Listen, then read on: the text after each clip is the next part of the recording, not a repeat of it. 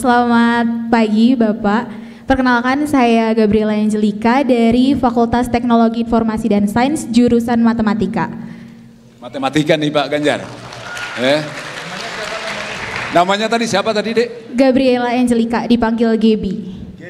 Gebi, panggilannya? Ya, Gebi. Pak Ganjar lebih tahu kalau nickname-nya itu selalu Gebi gitu. Silakan Geb. Ya, saya izin bertanya ya Pak. Menurut CSIS tadi 54% pemilih adalah kaum muda. Sesuai dengan survei KPU pun yang saya dapatkan, pemilih 53-55%-nya adalah kaum muda, terutama khususnya seperti mahasiswa di sini adalah pemilih pemula. Dan di sini pemilih pemula pastinya belum pernah merasakan ataupun mengikuti pemilu dari tahun-tahun sebelumnya. Dan di sini kami pun sebagai pemilih pemula tentunya akan merasa rentan terhadap kegiatan perpolitikan yang dirasa kurang sehat, seperti contohnya politik identitas maupun hal lainnya. Pertanyaan saya di sini yang pertama, dari Bapak sendiri bagaimana tanggapan mengenai hal tersebut? Kemudian bagaimanakah pemilihan umum yang sehat dan ideal menurut Bapak Ganjar? Dan yang terakhir, apa yang harus kami lakukan selaku pemilih pemula untuk dapat mengikuti pemilihan umum yang mungkin akan panas pada tahun 2024 nantinya? Sekian dari saya, terima kasih. Terima kasih Gebi, terima kasih. Ada beberapa poin rasanya Pak Ganjar. Pak Ganjar langsung menjawab? Tiga dulu sekalian. Oke, sekalian, tiga. Ini sama, ya, silakan. Kiri, sekarang pojok lah, bolehlah. Silakan, Mas. Oh, nanti di tengah kiri, kiri saya ya, baru Hanan. Sekarang gilirannya, silakan menyebutkan, memperkenalkan diri dari fakultas dan prodi mana. Oke, selamat siang kepada Bapak Ganjar. Perkenalkan saya James Alexander. Saya dari program studi teknik industri dari Fakultas Teknologi Industri. Siapa? Namanya tadi? Namanya James Alexander. James. Ya. Untuk pertanyaan saya hari ini Pak, berhubung dengan topik tadi yaitu peran pemuda dalam masa depan politik Indonesia. Seperti itu, dan tadi diberitahukan bahwa anak-anak muda itu yang akan berperan kepada politik ke depannya. Nah, kalau untuk kami para mahasiswa sendiri itu sarana-sarana untuk kami bisa berpolitik itu melewat organisasi. Kemudian saat ini itu dari data dapat dibuktikan bahwa minat dan keinginan mahasiswa untuk berpolitik itu sedang menurun dikarenakan berbagai hal-hal, diantaranya itu adanya kekecewaan dari mahasiswa atas apa yang terjadi dalam perpolitikan di Indonesia seperti korupsi, kolusi dan juga nepotisme. Dan yang ingin saya tanya adalah, pertama itu apa tanggapan Bapak dan juga solusi strategis dari Bapak terkait hal tersebut? Dan untuk pertanyaan yang kedua adalah bagaimanakah solusi untuk menumbuhkan kembali semangat para mahasiswa untuk dapat berpolitik ke depannya?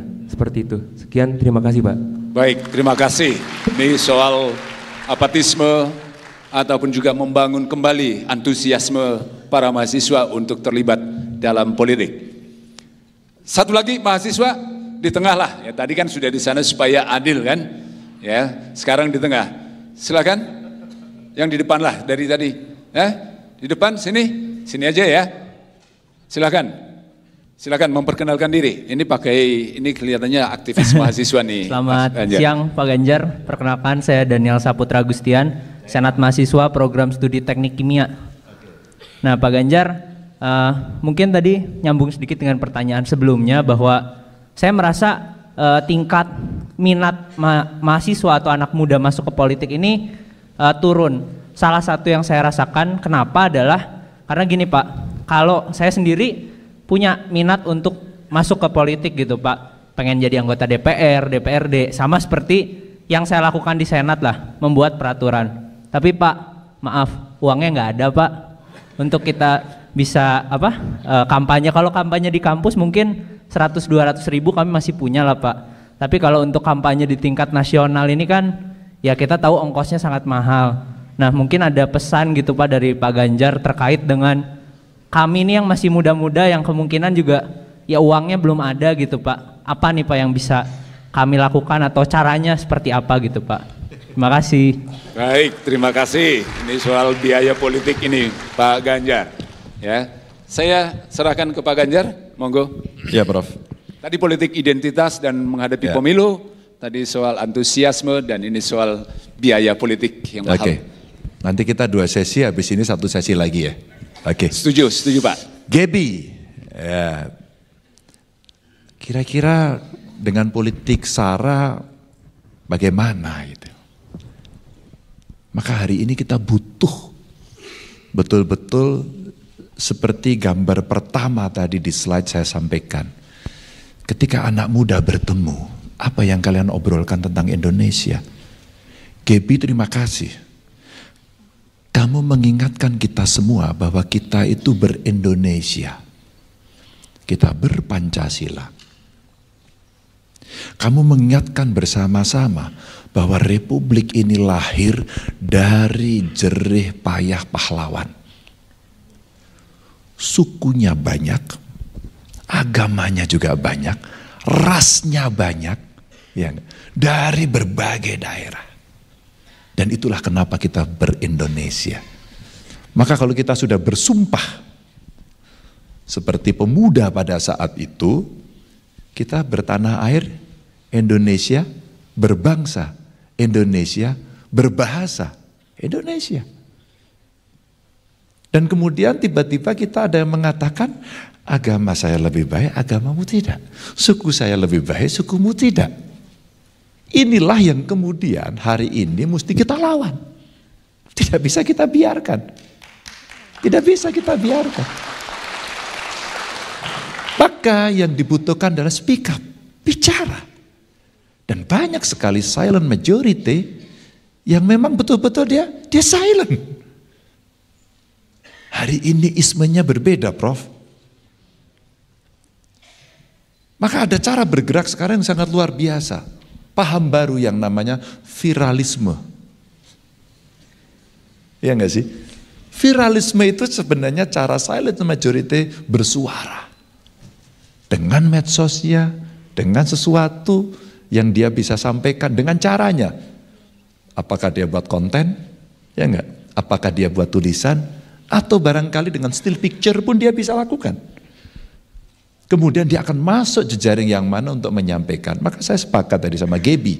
Apa yang mesti kita lakukan? Yang mesti kita lakukan kita berbicara dan kemudian ya marilah kita berbicara gagasan. Marilah kita tidak berbicara pada suku, golongan, kelompok masing-masing.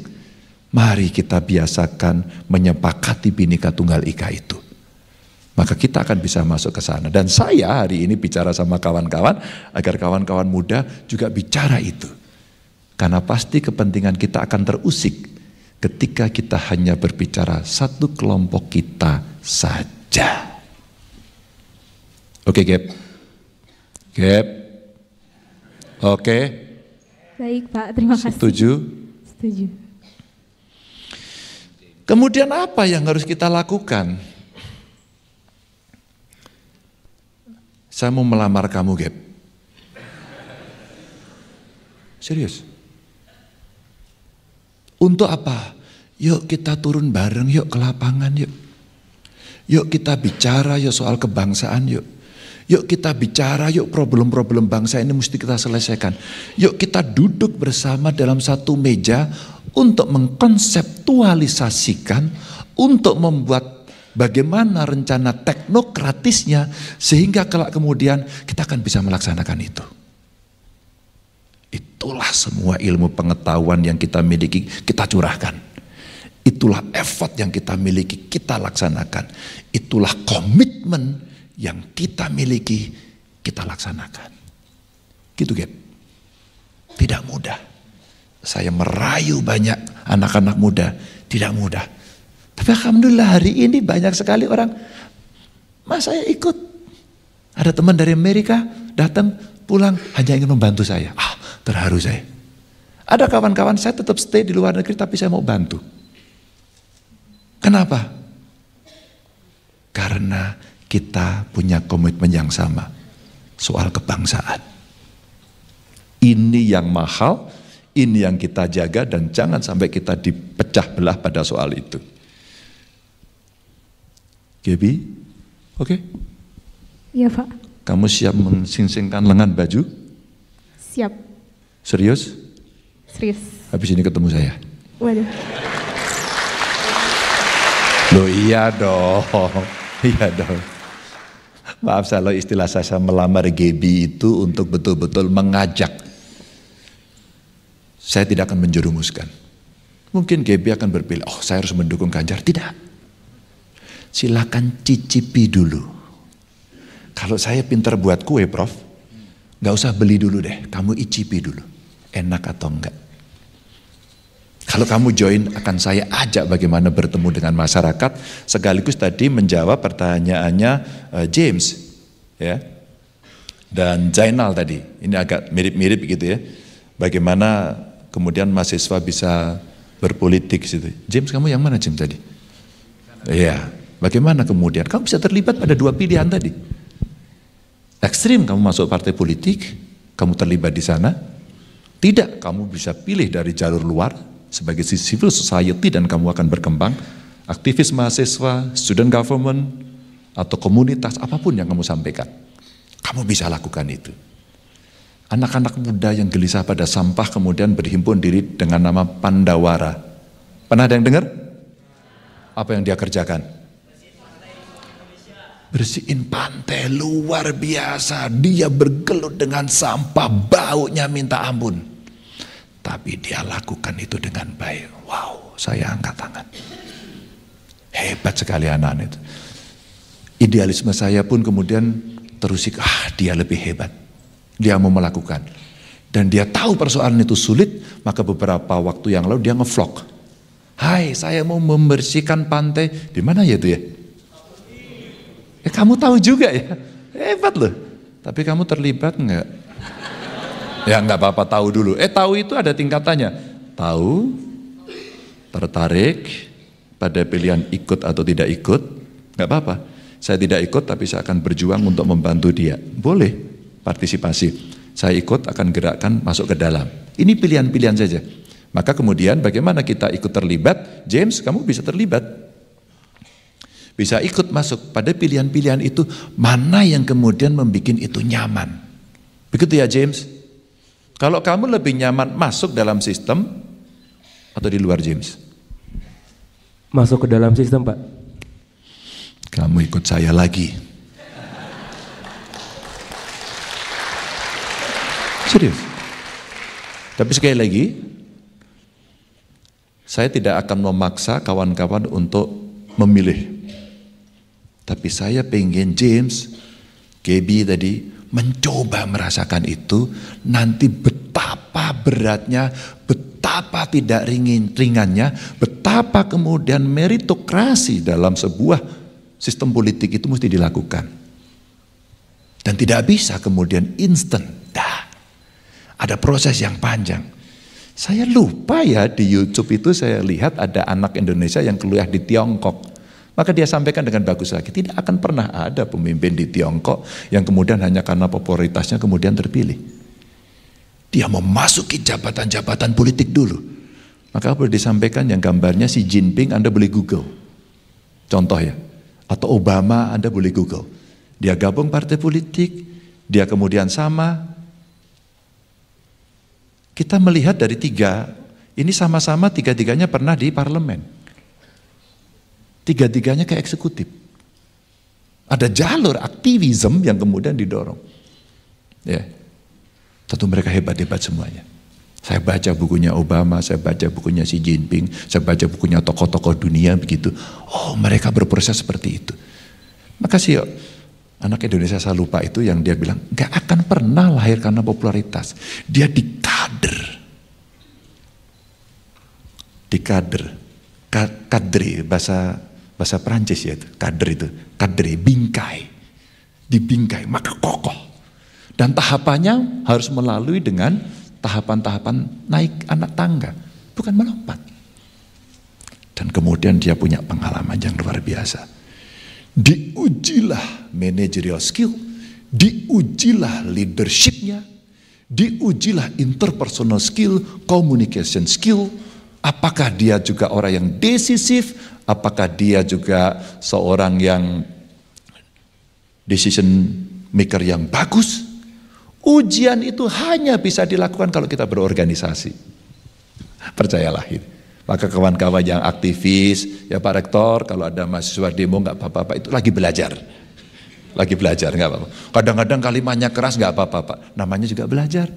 Suatu ketika dia akan tahu, oh iya, mungkin diksi saya lagi seperti ini, aku lagi marah, pilihannya ini. Tapi mungkin lebih soft ini. Maka bagaimana kemudian kita bisa memilih narasi paling bagus, halus, tapi jelek. Itu butuh keterampilan. Nanti tanya sama gurunya. Beliau yang paling ahli gitu ya. Apalagi kalau diplomasi internasional ya Pak. Waduh. Oh gitu ya. Itu jadi James. Dan masuk politik tapi nggak punya uang. Iya. Siapa tadi? Kamu ya.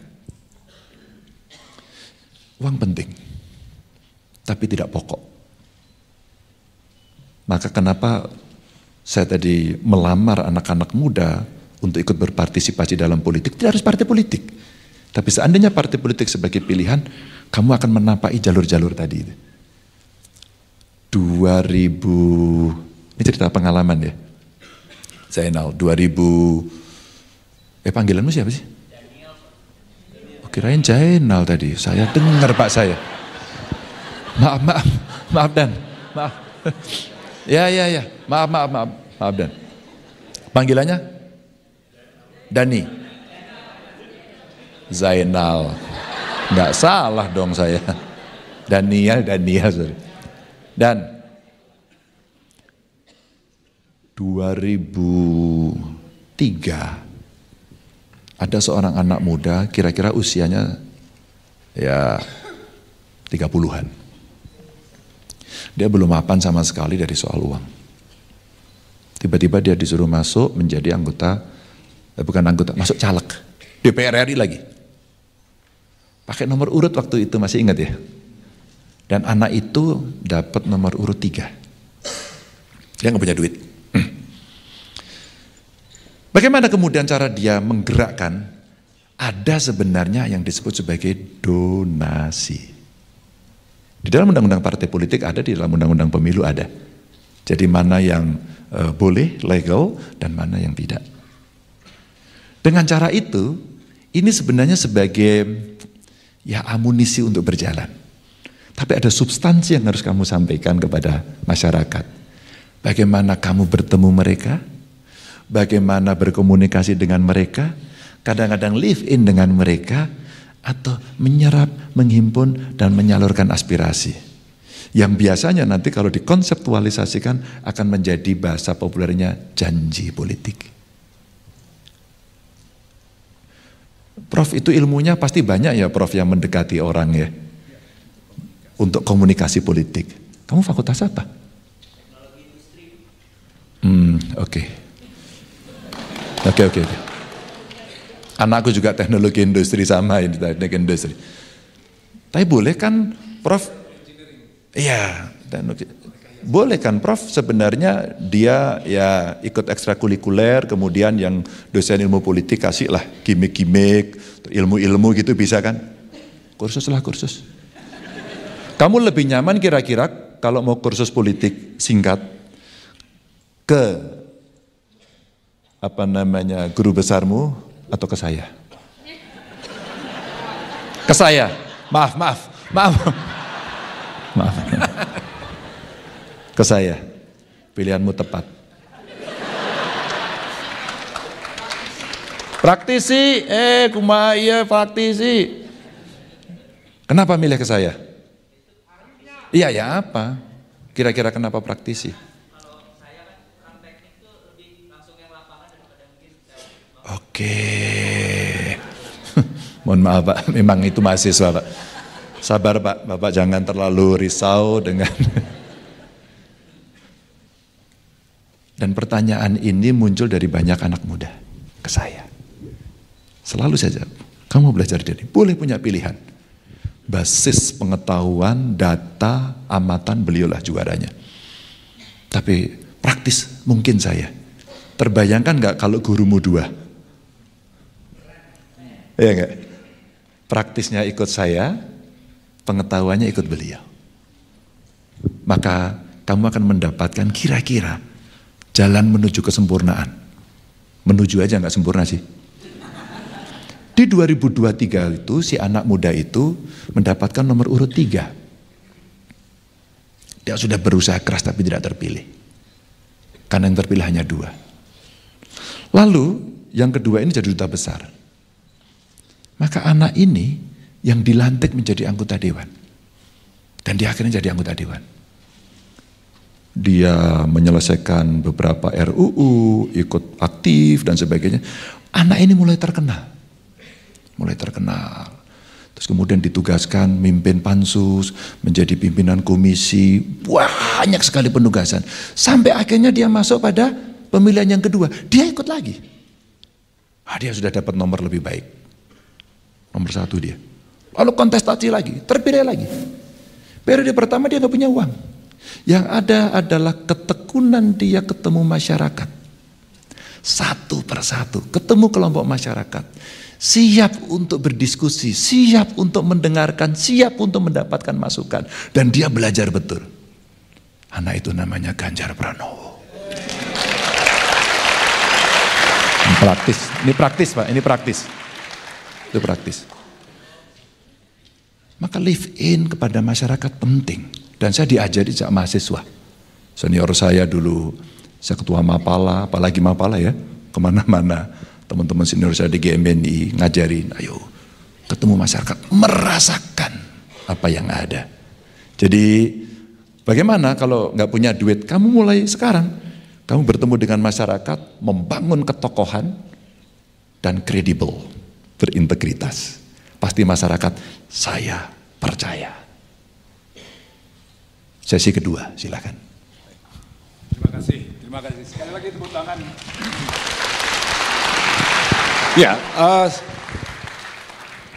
kita masih punya waktu. Ya. 10 menit ini tinggal Bu ya. 10 menit lagi. Ya 2 aja lah kalau gitu.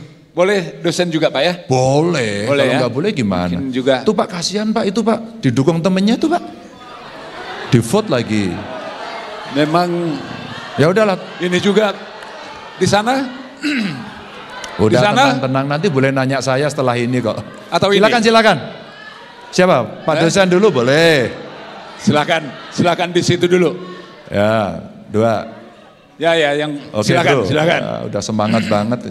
Pakai aplikasi lagi. Ada yang gini, ada yang gini tadi. Selamat datang Pak Bong. Ini ketua alumni ITB.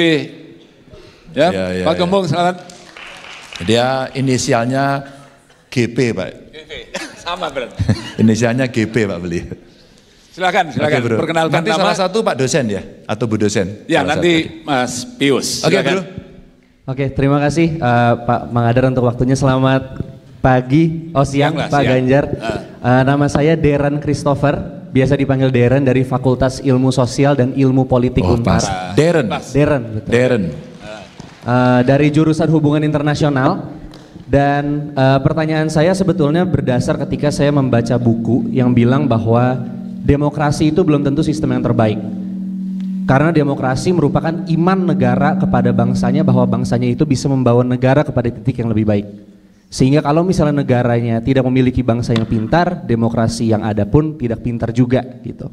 Dan saya melihat bahwa siapapun itu, baik yang di dalam partai maupun di luar partai, di dalam badan eksekutif legislatif maupun di luar, pasti terlibat dalam demokrasi. Bahkan golput pun pilihan demokrasi. Sehingga pertanyaan saya ada 2 Pak. Yang pertama, apa yang bisa kami sebagai masyarakat lakukan saat ini untuk mempersiapkan diri kepada pemilihan supaya kami bisa berdemokrasi dengan pintar gitu, supaya kita nggak terbawa dengan hoaks, dengan isu ini itu. Dan pertanyaan yang kedua adalah kira-kira dalam pemikiran Pak Ganjar sendiri, apa yang dapat pemerintah lakukan mungkin dari segi pendidikan maupun dari segi misalnya media untuk bisa membangun demokrasi yang pintar ini untuk kita semua. Kira-kira itu pertanyaan. Terima kasih. Terima kasih. Ini soal kecerdasan, demokrasi yang cerdas, yang dewasa, yang smart, begitu. Dan juga para pemilih ini perlu memiliki kecerdasan untuk juga membangun sistem demokrasi yang semakin dewasa. Kurang lebih begitu ya? Betul, Pak. Lalu pemerintah kira-kira bisa melakukan apa? Mau lanjut dengan Pak Pius Prastyo, monggo.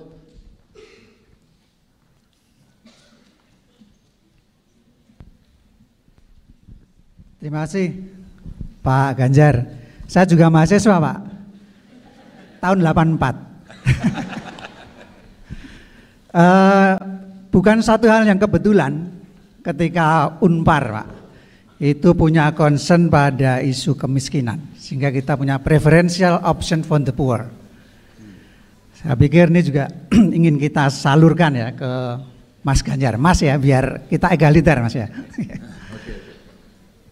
Satu hal yang menjadi kegelisahan paling tidak saya atau kami lah, bagaimana membangun Indonesia itu yang wajahnya itu adalah memang wajah kesenjangan Pak,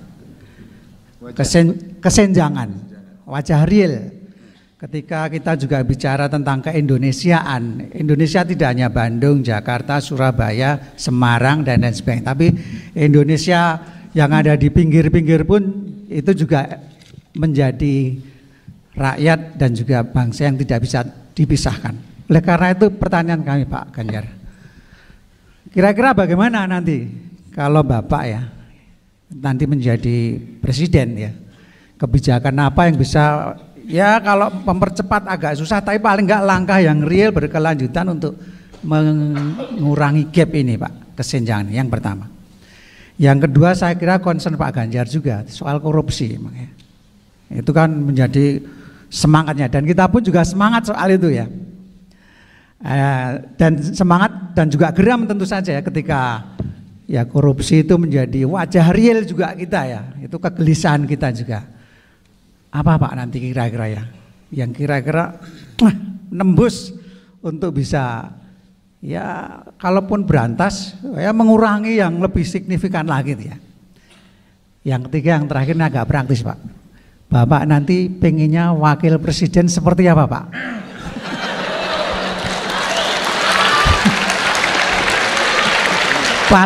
paling tidak kriterianya, nggak usah sebut nama lah, kasihan. Nanti disebut malah meleset kan celaka ya.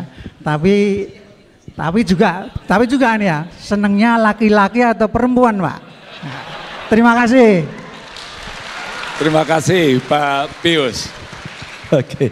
Ya, saya kira sangat jelas. Monggo Pak. Saya panggilnya Pak Prasetyo. Mas Pius. Pius atau Mas Pras? Mas Sugeng. Jauh amat Pak. Ya panggilannya siapa? Oh Pak Pius. Aduh panjang amat Bapak. Oke terima kasih. Darren dulu ya. Persiapan masyarakat untuk memilih pemerintah membangun demokrasi yang pintar seperti apa. Ini Darren tadi mana? Darren? Pertanyaanmu keren. Kelihatan kalau anak HI. Maksudnya belajar politik juga gitu ya. Pertanyaannya bagus sekali. Betul. Politik itu mesti disampaikan secara rasional. Ada data, ada fakta, ya, ada track record, dan ada ukuran konsistensi. Maka rakyat kemudian menjadi rasional. Kenapa ada data dan fakta? Maka kalau ada data dan fakta, kira-kira nih ya, kalau seorang politisi ingin menyampaikan sesuatu dan mengajak masyarakat bisa satu aja namanya, menilai. Maka sebelum kemudian teman-teman terlibat dengan pengetahuan data dan fakta, maka teman-teman punya kemampuan untuk menilai. Simpel kan? Rasional. Tapi betul. Saya lupa persisnya, tapi waktu itu kalau nggak salah Prof. Budiono, yang kelak kemudian beliau menjadi wapres. Kalau nggak salah pidato pengukuhan guru besarnya itu, kalau nggak salah ya ini, menghubungkan dua indikator. Apakah demokrasi bisa maju dengan ekonomi? Dalam hari ini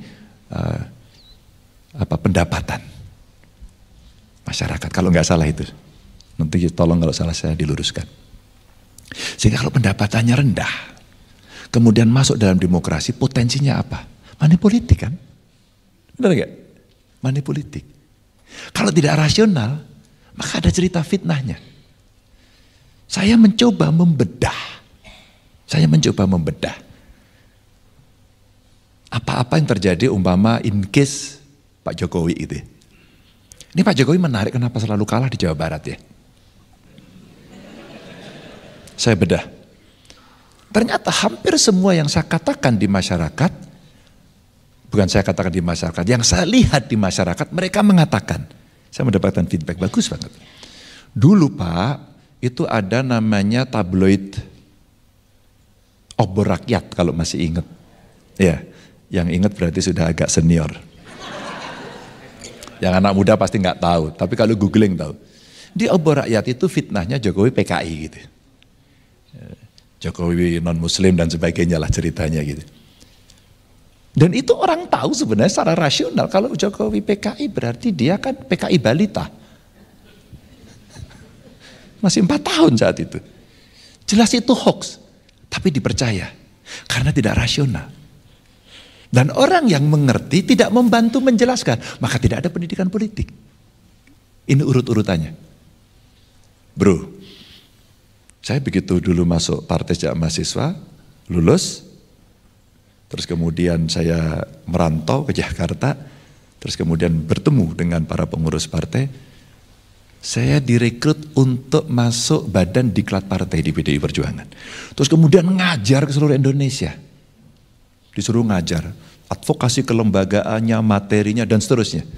Akhirnya saya diminta ngajar soal komunikasi politik. Ini ceritanya aja. Maka pada saat itu yang kita lakukan adalah itu. Membeberkan data, fakta untuk menunjukkan. Saya kan harus menyampaikan kepada publik. Botol ini hijau. Tapi ketika kemudian dalam politik praktis dikatakan botol ini putih.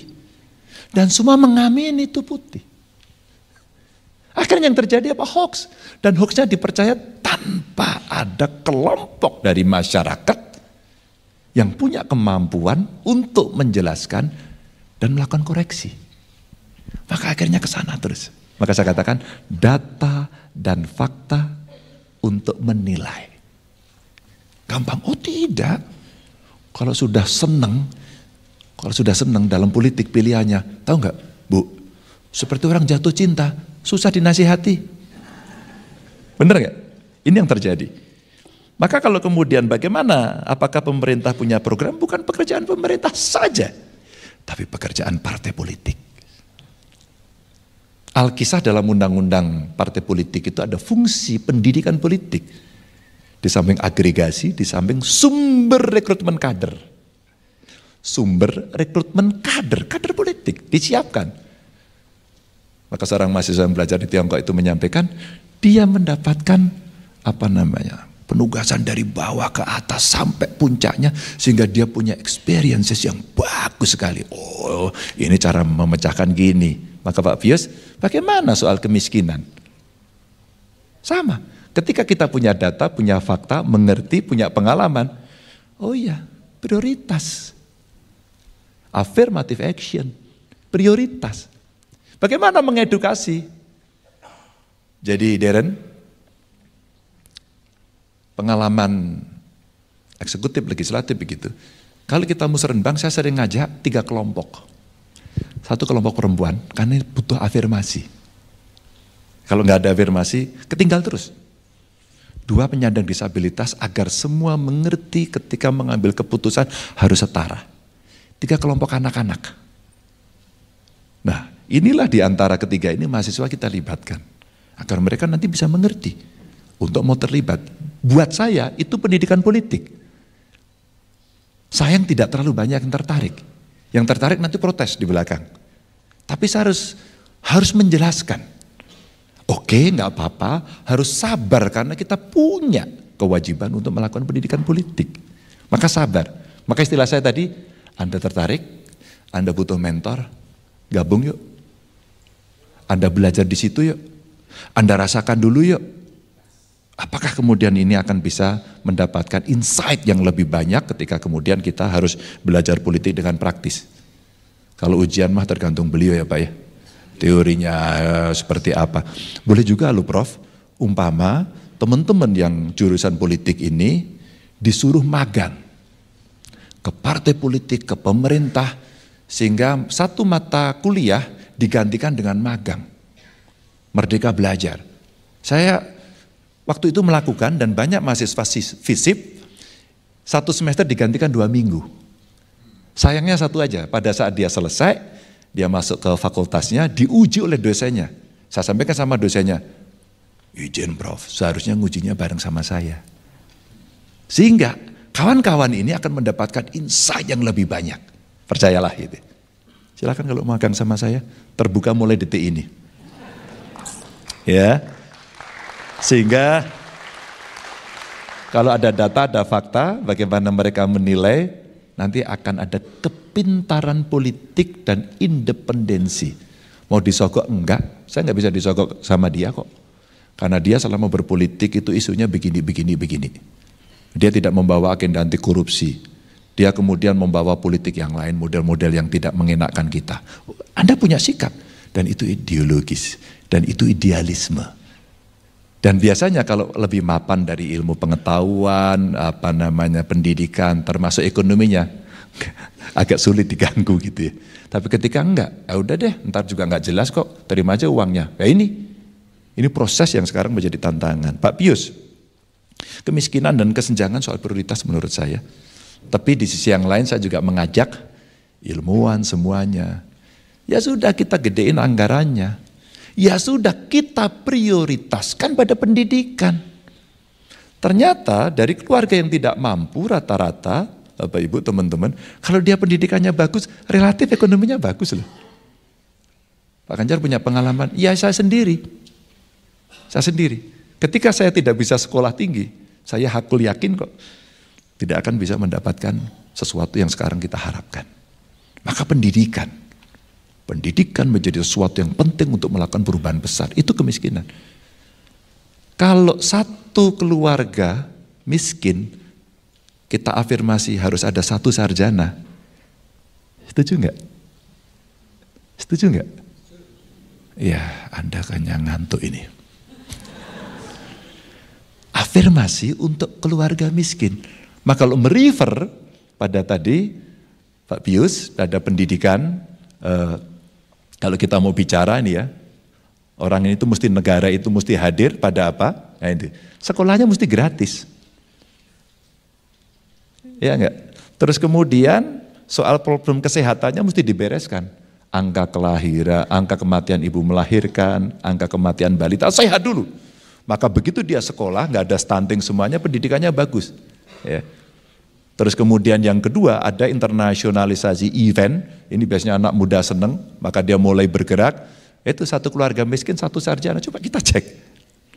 Dan kita punya LPDP loh Pak, hampir 200 triliun loh, itu bunganya yang mau dipakai. Terbayangkan nggak kalau itu kemudian kita berikan dan kemudian untuk research, Unpar pasti kita kasih tugas siap dong. Tolong dong Unpar ini jagoannya umpama HI-nya jago ya Pak ya, hebat. Yang lain juga jago sih, jangan khawatir. Arsiteknya, perencanaan wilayahnya jago. Boleh dong, tadi aku lari-lari, kenapa ya masih banyak sampah di sini? Unpar aja kasih tugas. Tolong dong Unpar bereskan, saya kasih modal dalam arti investasi untuk meneliti dan sebagainya. Pokoknya Unpar tanggung jawab. Kalau enggak Unpar yang gagal, gitu kan tantangannya menarik kan? Pasti itu challenging. Ini contoh saja. Sampai kemudian kita bisa mendorong kepada ini Pak. Yang kemiskinan itu sampai orang tua loh Pak. Jangan sampai yang sudah senior citizen ini kemudian terabaikan. Hidupnya susah, maka mesti dijamin. Karena kalau mereka terjamin, mereka bahagia, angka harapan hidupnya pasti akan naik. Tapi saya coba merefer ke sini, Pak Pius. Kalau kemudian kita coba dorong ini mesti dilaksanakan, ya, ini mesti berjalan. Di tengahnya bukan tanpa masalah, ada masalah. Kalau mau melayani enggak berintegritas, maka disogok. Maka anti korupsi mesti jalan. Tapi nggak bisa kan Pak hanya dengan penegakan, maka dengan pencegahan. Suatu ketika ada hari anti korupsi. Tiba-tiba orang datang ke saya, maksudnya staf saya. Mereka menyampaikan kepada saya bahwa apa yang mesti diharapkan Pak Ganjar dari acara ini. Kita upacara Pak besok. Jangan dong masuk upacara. Buatan panggung, cari anak muda, suruh apa? Suruh demo. Saya latih demo Pak Rektor. Anak-anak SMA, kamu pidato tentang anti korupsi. Diseleksi, audisi, akhirnya ada 6 kelompok, dan dari 6 kelompok itu apa yang terjadi? Mereka semua nuding menyalahkan pemerintah, jadi menuding wajah pemerintah. Dan saya senang karena mereka bisa mengekspresikan dirinya, akhirnya dia tahu. Maka sikap korupsi ini menjadi penting. Setelah itu apa yang menginspirasi Pak Pius? 35 bupati wali kota saya minta duduk satu meja, saya undang KPK dan terus saja pendidikan anti korupsi sejak mereka belajar sebagai siswa. Pencegahan. Lembaga penegakan hukumnya harus dilakukan dan ini harus menyentuh pada 3 hal.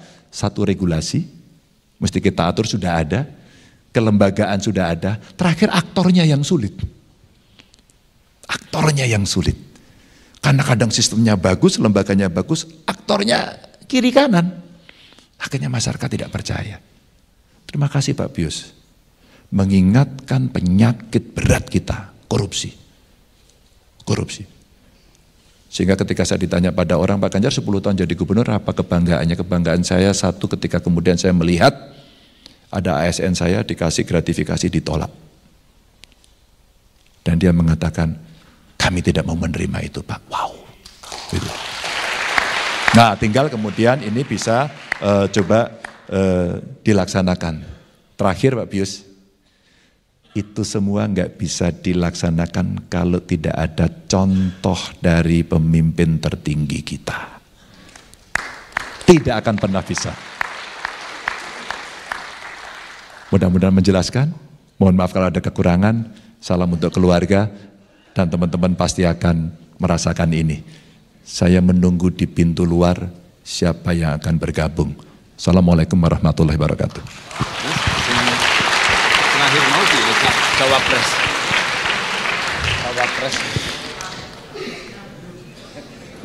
Bapak ini pertanyaan kayak wartawan, setiap tanya siapa cawapresnya. Cawapresnya harus satu visi, satu misi dengan saya. Semuanya harus membawa isu anti korupsi karena ini soal integritas. Ya. Dan kedua, siap melayani masyarakat dengan 3 hal. Mudah, murah, cepat. Maka yang beredar di seluruh media itu semua dekat dengan saya. Tinggal suara Anda yang kita butuhkan. Terima Prof, kasih. terima kasih. Penanyanya tadi kan ada 5. Boleh nggak semua penanya naik ke panggung? Dengan senang hati silakan Sekarang. maju ke depan. Sekarang. GB, James, Daniel. GB, James, Zainal, Darren, dan Pak Pius. Saya punya buku. Pak Ganjar punya apa Pak Ganjar? Buku ini ditulis oleh Kompas. Dan ini kira-kira cerita-cerita saya selama hampir 10 tahun. Sebagian yang saya ceritakan ada di sini, mudah-mudahan senang membaca. Dan mudah-mudahan bisa memberikan inspirasi.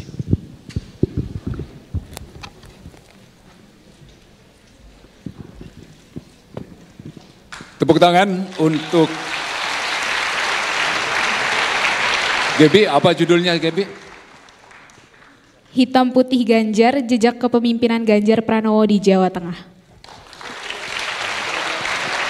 Dan ini mungkin juga menggiring satu pertanyaan terakhir mungkin Pak Ganjar. Hitam putih.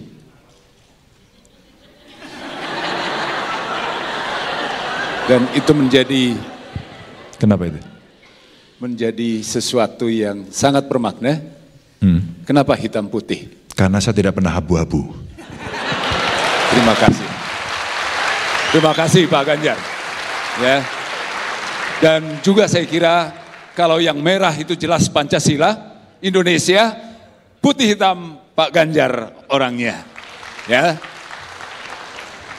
Dengan mengucapkan banyak terima kasih Pak Ganjar atas ajakan untuk kaum muda, sekali lagi Pak Ganjar menggunakan kata yang sangat humble untuk mengatakan, saya melamar, saya meminta, saya mengajak Anda semua, teman muda, siap untuk dilamar?